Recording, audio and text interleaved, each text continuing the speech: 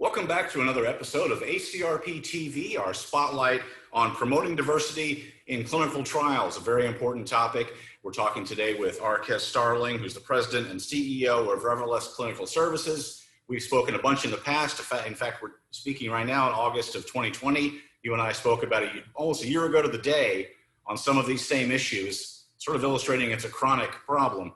But let's just jump right in. You've got quite an extensive background in this and a valuable perspective. So if you could talk to us first about why this is such a difficult issue. And let's talk first about diversity in the patient population, though I think it's inextricably linked with the workforce population as well. But talk about the patient diversity issue in clinical trials. Yeah, and obviously, I think the nature of this conversation is certainly timely, and particularly around such a hypersensitive moment around inequities and the lack of diversity in clinical trials is certainly an inequity. It's a scenario and in a situation that, as you mentioned earlier, we have been.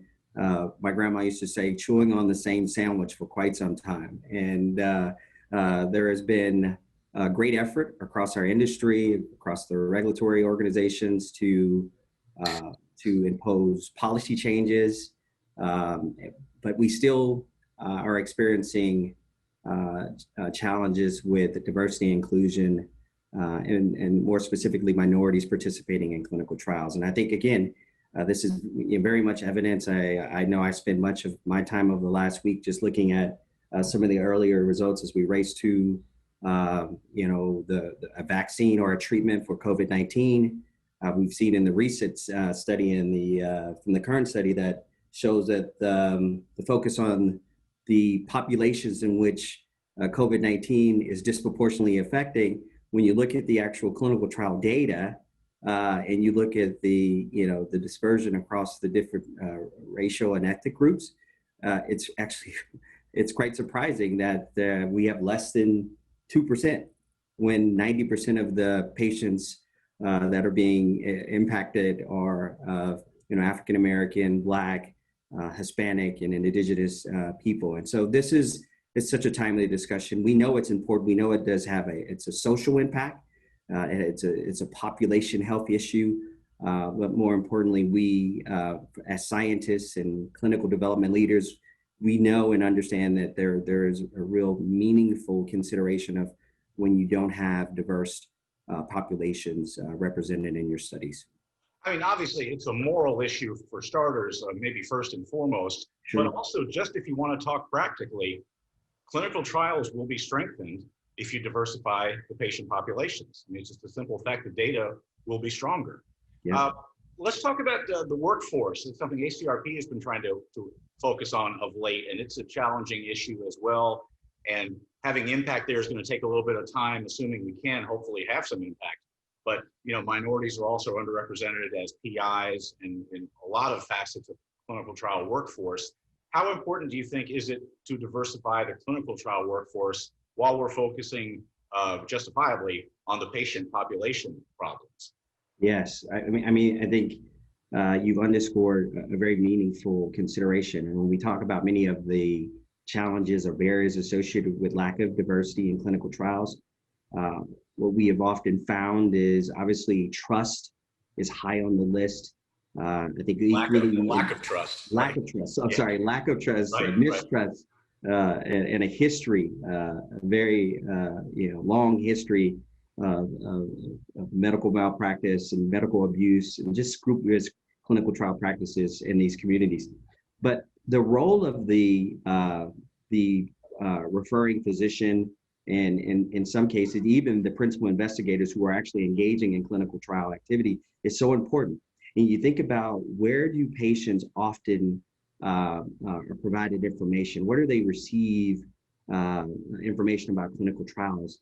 And it's often at the clinic level where they're being able to be introduced to a clinical trial by their prescriber. So to underscore the importance of having more diverse PIs, more diverse prescribing and referring physicians and providers, that are in the community. Serving these communities is so important, and certainly will continue to play a great role in helping overall with increasing diversity in clinical trial.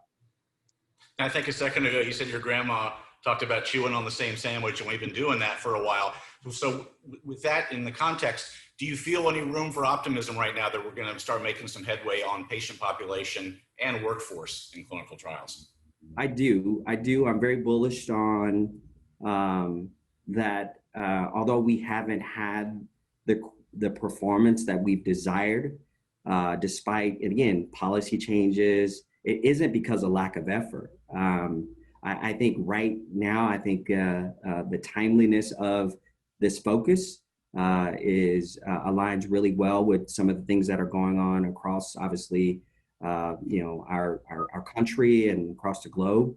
But I'm incredibly bullish about what the future holds for being able to really move the needle and just drive and implement sustainable solutions that really do offer success for helping increase diversity and inclusion in clinical trials. I think there are different things. We've seen it with the proliferation of digital health assets. We've seen it with some widespread adoption with technologies to enable patients to be engaged at home. And so I really do think that our industry is certainly looking at all of these solutions. And so there's no silver bullet, if you allow me. There's no single source solution. I think we need to have a multi-pronged approach to really address many of the barriers that prevent patients and participants from being able to participate. And it's really not an availability issue. A lot of it is, we say make clinical trials available. I think that's certainly an issue. What we have found and what we are focused on at Reveles is making clinical trials accessible by being able to extend the clinical trial activity in the comfort of the home. Fantastic. Well, I've got to say your optimism is encouraging me a little bit, and I hope the audience will take some solace in all this. I think so many of us are trying to get this right.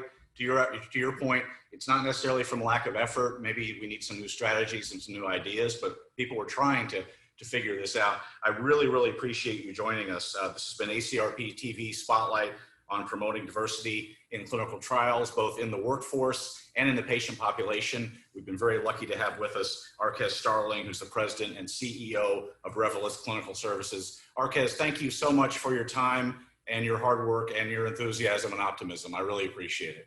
Thank you. Thank you for having me. It's been a great honor.